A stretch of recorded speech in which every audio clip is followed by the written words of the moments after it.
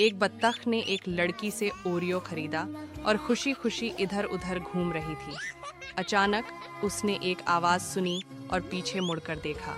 एक रैकून आया, बत्तख से ओरियो छीना और भाग गया। के बीच में बैठ गई और रोने लगी। एक बत्तख ने लड़की से गुब्बारा खरीदा और खुशी खुशी इधर उधर घूम रही थी। अचानक एक आवाज आई और बत्तख ने पीछे मुड़कर देखा।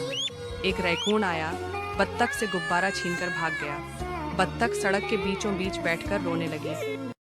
एक बत्तख ने एक लड़की से बॉक्सिंग ग्लव्स खरीदे और खुशी खुशी इधर उधर घूम रही थी। अचानक पीछे से एक आवाज आई। बत्तख ने मुड़कर देखा तो एक रैकून उसके बॉक्सिंग ग्लव्स छीनकर भाग गया। बत्तख सड़क के बीच में बैठ गई और रोने लगी।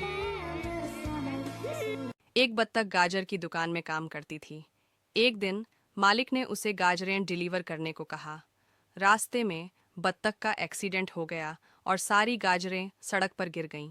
बत्तख सड़क पर बैठ गई और रोने लगी।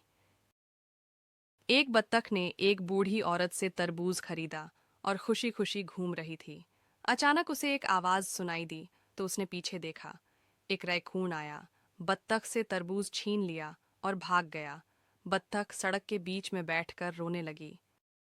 एक बत्तख ने एक लड़की से कुकी खरीदी और खुशी खुशी इधर उधर घूम रही थी। अचानक एक आवाज आई। बत्तख ने पीछे मुड़कर देखा कि एक रैकून ने कुकी छीन ली और भाग गया। बत्तख सड़क के बीच में बैठ गई और रोने लगी। एक बत्तख ने एक सूरजमुखी का पौधा खरीदा और खुशी खुशी घूम रही थी। तभी अचानक एक आवाज आई।